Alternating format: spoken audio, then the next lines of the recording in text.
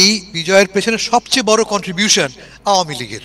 যে মুহূর্তে আওয়ামী লীগ দল মাঠ থেকে অপসারিত হয়েছে, মাঠ দখল করে বসে আছে কারা? বিএনপি। ছাত্রলীগের ভোটগুলি কে পেল?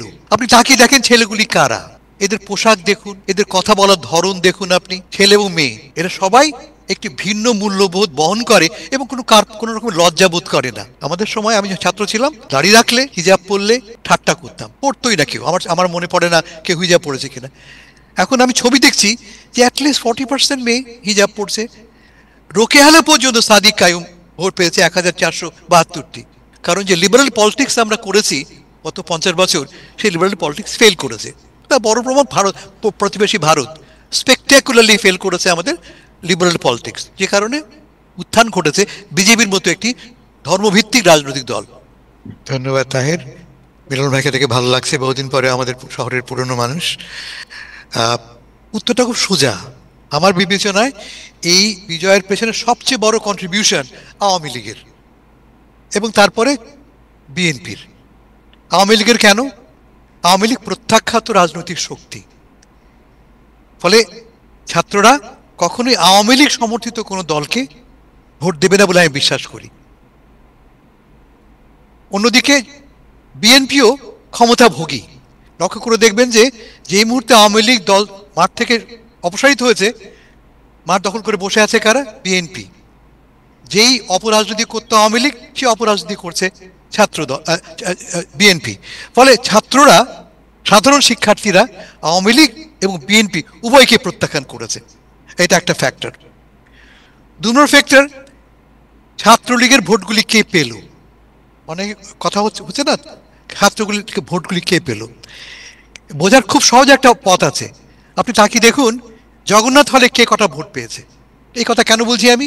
জগন্নাথ মূলত সংখ্যালঘুদের হল, সেখানে আওয়ামী লীগের নিরঙ্কুশ আধিপত্য ছিল, এখন হয়তো আছে। সেই জগন্নাথ হলে শিবিরের ভিপি প্রার্থী পেয়েছে 10টি মাত্র ভোট। তার মানে জগন্নাথ হলে ছাত্ররা কেউই শিবিরকে ভোট দেয়নি। কাকে ভোট দিয়েছে দেখবেন সেখানে কিন্তু ছাত্রদল সমর্থিত প্যানেল কতটা এগিয়ে আছে। ফলে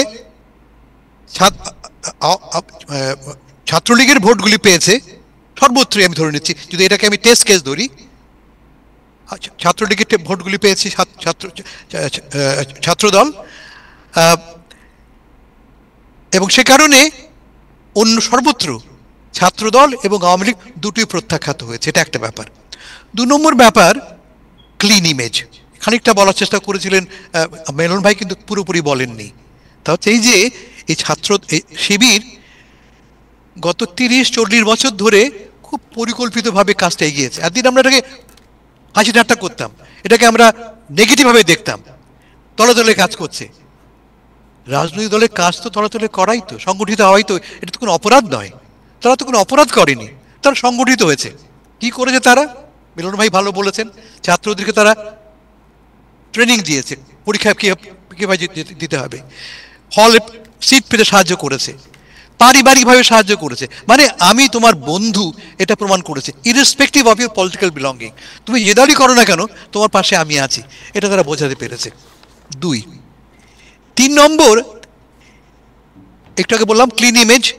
কখনোই ক্ষমতা অপব্যবহারের কোনো পুরনো রেকর্ড তাদের নেই।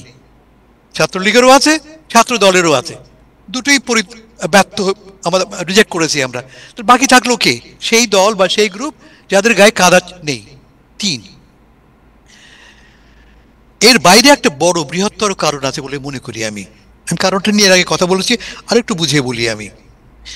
তা হচ্ছে যে বাংলাদেশে একটা বড় ধরনের সাংস্কৃতিক মনোজাগতিক পরিবর্তন ঘটেছে, বড় ধরনের। গত 50 বছরে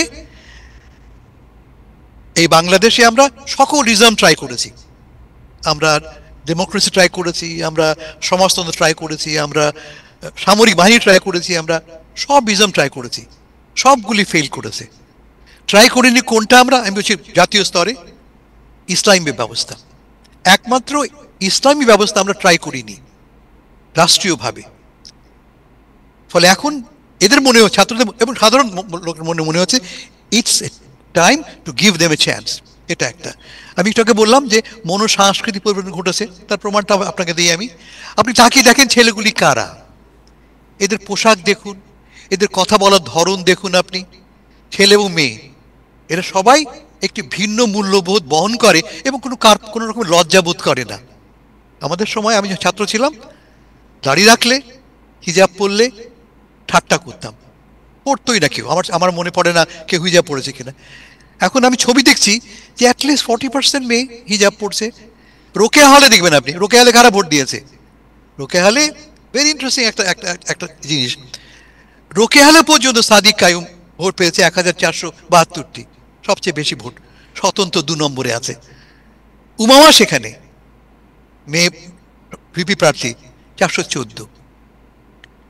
তার মানে এই যে নতুন সংস্কৃতি জন্ম হয়েছে বাংলাদেশে গত 50 বছরের পরিবর্তনের ফলে, শিক্ষা ব্যবস্থায়, সংস্কৃতি ক্ষেত্রে, মনোজগতে, যেখানে ইসলামী মূল্যবোধটা ক্রমান্বয়ে আসন করে নিচ্ছে। আমি কোনো রকমের ভ্যালু অ্যাচিভমেন্ট করছি না, আমি এর সমর্থক নই, আপনারা আমার রাজনৈতিক অবস্থা জানেন, কিন্তু এটি এখন হয়ে পড়েছে আমাদের জাতীয় চরিত্রের একটা বৈশিষ্ট্য। ধর্মীয় মূল্যবোধকে আমরা এমব্রেস করেছি। আমরা এই ছাত্র দল তো ওপেনলি ধর্মভিত্তিক রাজনীতি করছে না। এতদিন আগে আমরা ছাত্র দলকে বা জামাতকে প্রত্যাখ্যান করেছি এই বলে যে ওরা তো ধর্ম নিয়ে রাজনীতি করে, বলেছি না? অথচ ছাত্ররা সেই ধর্মভিত্তিক রাজনীতিকে এমব্রেস করছে। কেন করছে? তার মূল কারণ অন্য সকল ব্যবস্থা, অন্য সকল সিস্টেম, অন্য সকল ইজম ফেল করেছে।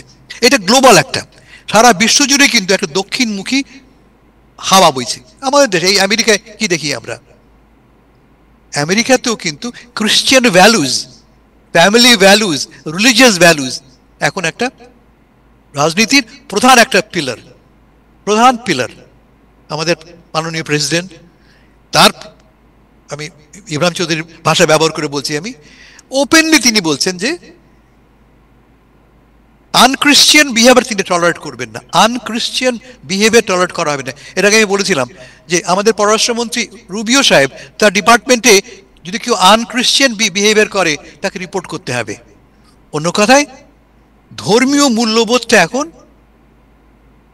এই দেশে একটি প্রধান এলিমেন্ট হয়ে পড়েছে। শুধু আমাদের নয়, পশ্চিম ইউরোপে দেখবেন আপনি গ্রেট ব্রিটেনে, এর পেছনে অনেক বড় বড় কারণ রয়েছে।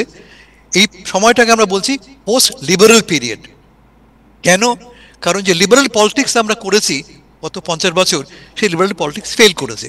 তা বড় প্রভাব প্রতিবেশী ভারত স্পেকটাকুলারলি ফেল করেছে আমাদের লিবারেল পলিটিক্স, যে কারণে উত্থান ঘটেছে বিজেপির মতো একটি ধর্মভিত্তিক রাজনৈতিক দল। আমাদের দেশে আনফর্চুনেটলি এই লিবারেল পলিটিক্সের ফেলিয়ারের কারণে, কারণ পলিটিক্সের মূল কথাটা কি? ডেলিভারি দেওয়া। ভাই তুমি তো বলো এই করবা, তুমি দিলাটা কি? তুমি কি ডেলিভারি করতে পেরেছো? ডেলিভারি করতে পারেনি কেউই।